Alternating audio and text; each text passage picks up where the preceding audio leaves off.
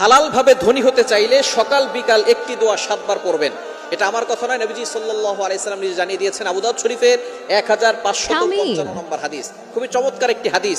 নবীজি সাল্লাল্লাহু আলাইহি সাল্লাম একটি দোয়া শিক্ষা দিয়েছেন, যে দোয়ার মাধ্যমে একজন সাহাবী ধনী হয়েছেন।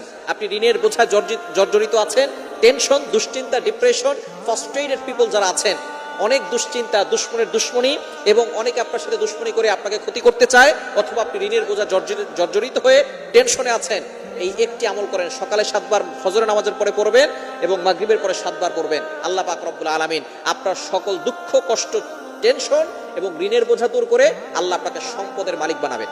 এটা নবী সাল্লাল্লাহু আলাইহি ওয়াসাল্লাম নিজে বলে দিয়েছেন। আবু সাঈদ খুদরি রাদিয়াল্লাহু তাআলা থেকে হাদিসটি এসেছে, একবার নবীজি সাল্লাল্লাহু আলাইহি ওয়াসাল্লাম মসজিদ নববীর পাশ দিয়ে হেঁটে যাচ্ছেন। এমন সময় দেখেন আবু উমামা রাদিয়াল্লাহু তাআলা আনহু তিনি মসজিদে বসে বসে জিকির করতেছেন, আল্লাহর ইবাদত করতেছেন। নবীজি সাল্লাল্লাহু আলাইহি ওয়াসাল্লাম ডাক দিয়ে বললেন, ইয়া আবা উমামা, ও আবু উমামা, তুমি এখন মসজিদে কেন? এখন তো নামাজের সময় নয়। আবু উমামা রাদিয়াল্লাহু তাআলা আনহু দাঁড়িয়ে বললেন, ইয়া রাসূলুল্লাহ, ইয়া হাবিবাল্লাহ, দুশ্চিন্তা, ঋণের বোঝা, টেনশন, এগুলো আমাকে মসজিদে নিয়ে আসছে।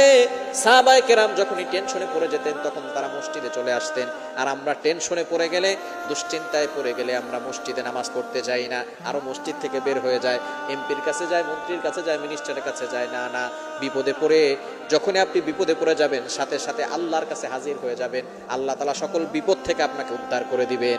আবু উমামা রাদিয়াল্লাহু তাআলা যখন এই কথা বলেছেন, নবীজি সাল্লাল্লাহু আলাইহি ওয়াসাল্লাম বলেন, ইয়া আবা উমামা, হে আবু উমামা, তোমাকে একটা আমলের কথা কি বলে দিব না, যে আমল করলে আল্লাহ পাক রব্বুল আলামিন তোমার দুশ্চিন্তা দূর করবেন, টেনশন দূর করবেন, তোমার ঋণের বোঝা দূর করবেন, ঋণ মুক্তির ব্যবস্থা করে দিবেন, এবং আল্লাহ তোমাকে সম্পদ দিবেন, এমন একটা দোয়ার কথা কি তোমাকে বলবো না? তখন সাহাবী বলেন, ইয়া রাসূলুল্লাহ, তাড়াতাড়ি বলেন, সেই দোয়াটার জন্যই তো আমি এখানে হাজির হয়ে গেছি। এবার রাসূল সাল্লাল্লাহু আলাইহি ওয়াসাল্লাম বলেছেন যে তুমি একটা দোয়া পড়বে, এই দোয়াটা ফজরের পরে 7 বার, মাগরিবের পরে 7 বার।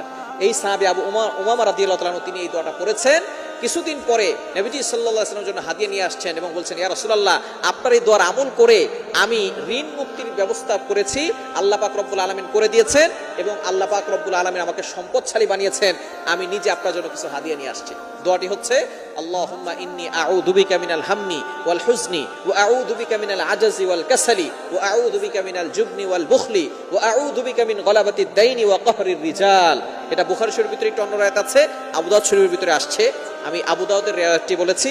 এটা আপনি আমল করবেন ফজরের পরে 7 বার, মাগরিবের পরে 7 বার। একই সাথে করলে দুশ্চিন্তা, ঋণের বোঝা, টেনশন, সকল ধরনের দুশ্চিন্তা থেকে, অভাব থেকে আল্লাহ তাআলা দূর করে আল্লাহ আপনাকে সম্পদশালী বানিয়ে দিবেন।